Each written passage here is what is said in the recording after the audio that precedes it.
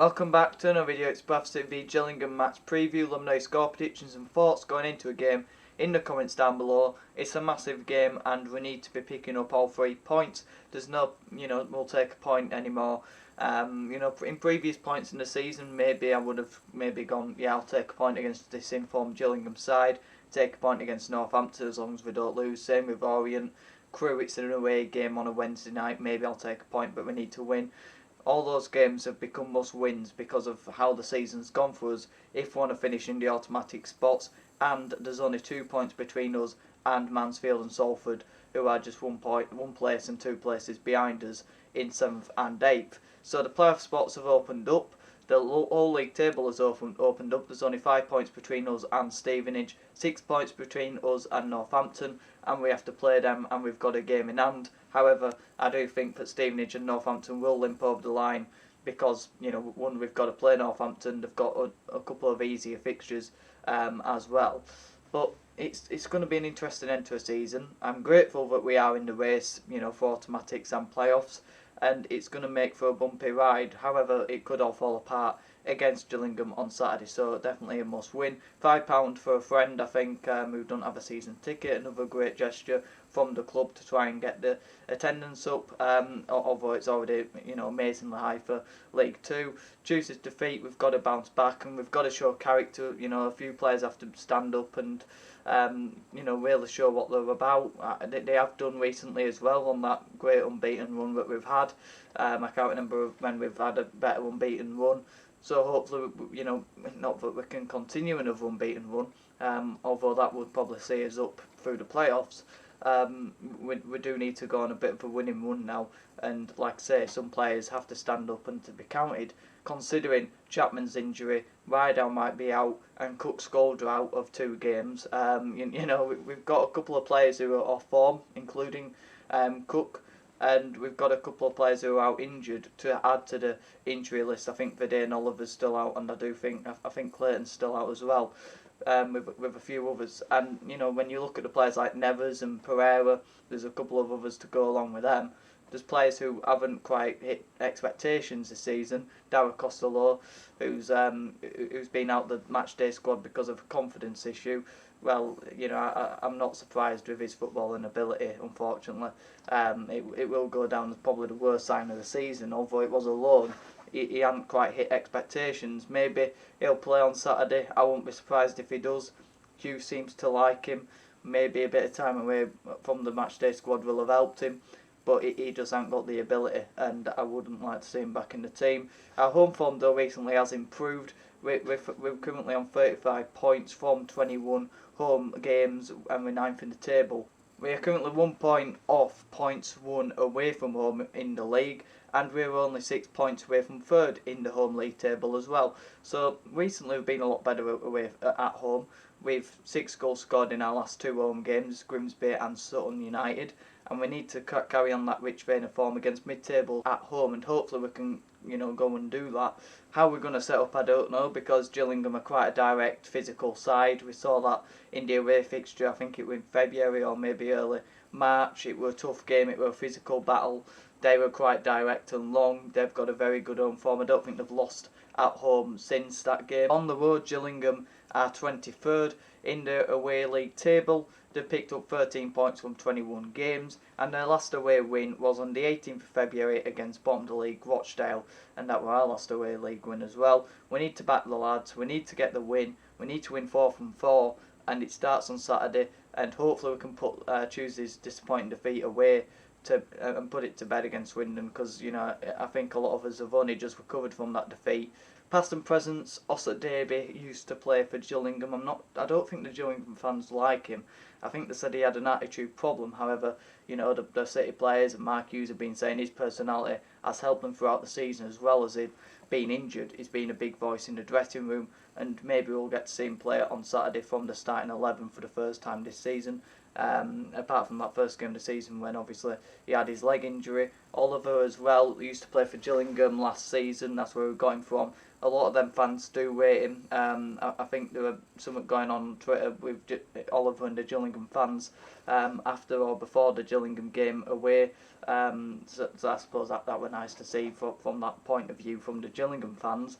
And I did rate him highly, and he did have a good time over there.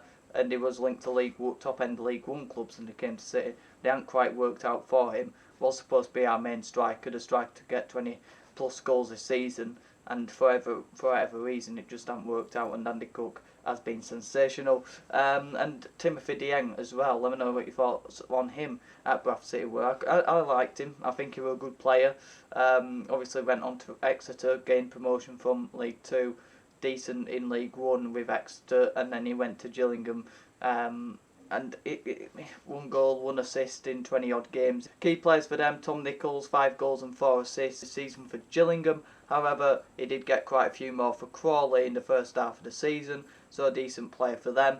Ollie Hawkins as well, obviously a good player at Mansfield, let go in January to Gillingham, and he's got 5 goals and 2 assists this season. Lapsley as well, another former Mansfield player earlier on in the season, much better at Mansfield than he has been for Gillingham. In all this season he's got 8 goals and 5 assists, sorry. So they've got some key players, they've got some good players, they've got even better players than them in and around their team as well. Solid defensively, and Neil Harris has done really well at Gillingham in the second half of the season. First half, we all know it wasn't going well, and they looked like they were going down until they spent big in January. And I do think that they are one of many teams in League Two this season, and teams that will be coming up from the National League, who I think that next season they're going to really challenge for promotion along with us if we don't go up this season. However, I do think we will be much better next season with the team blending together more. Mark Hughes, a second full season in League Two, and maybe slightly better recruitment to go along with that. So into the results, I've left it quite late with the results compared to normal, but a 1-0 defeat to Swindon obviously in midweek, a 3-0 win against Rochdale, a 3-1 win against Sutton, a 0-0 draw to Crawley, and a 3-2 win against Grimsby. Their last 5 results: a 2-0 win against Orient in that bizarre last 10-15 minutes to that game, a 1-1 draw to Stockport, a 2-1 defeat to Northampton, a 1-0 win against Doncaster, and a 2-1 defeat to Barrow. My starting 11, let me know yours in the comments down below on the screen now. I've gone with a 3-5-2. I feel like we have to be a bit more pragmatic. Definitely with a 3-5-2 that will be the case. I think Platt and Stubbs in the reverse fixture, the presence of Ollie Hawkins really well, and I think Critchlow, he's a good addition to a back three. Good ball player. And then in terms of the wing backs, I think Gilead, with Rideout possibly being out with a fractured nose, it brings maybe Bowler into the equation, but I wouldn't risk him at this stage in the season. Lack of sharpness and a lack of understanding of actually is he any good. Gilead is reliable and he has played in that position before, and I do like him. I think he's versatile. Holiday as well, hopefully he's back from his illness in midweek. Osadebe and Smallwood, he's showing real captain material at the minute. Also, Derby, I think he'd bring real energy, strength to the midfield and basically do what Gilead does, but possibly a bit better going forward. Banks behind Cook and Derbyshire. No Walker, I felt like second half he definitely looked like he lacked a bit of energy.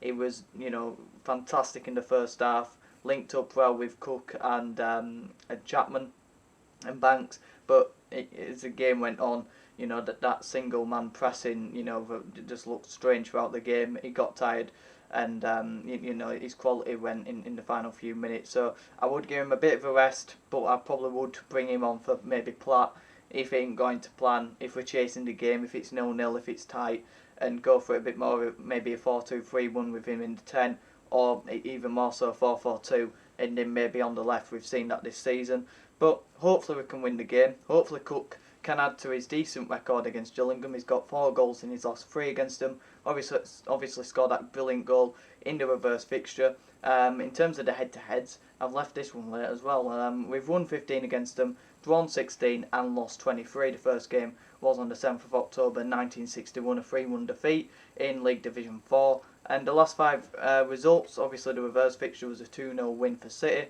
a 1-1 draw on the 22nd of April 2019. That might be actually the same day that it's going to be on Saturday. It might be that was a 1-1 draw. I think that one we got relegated from League One. 4-0 defeat in the reverse fixture of that season, the 27th of October 2018. 24th of March 2018 was a 1-0 win, and the reverse fixture of that was also a 1-0 win for City on the 12th of August 2017. Let me know your thoughts going into a game. Let me know your thoughts of previous Gillingham games in terms of the head-to-heads and memories of that terrible stand with no bloody roof. Your team, your score predictions. Like the video if you did. Subscribe if you're new. Have a good one.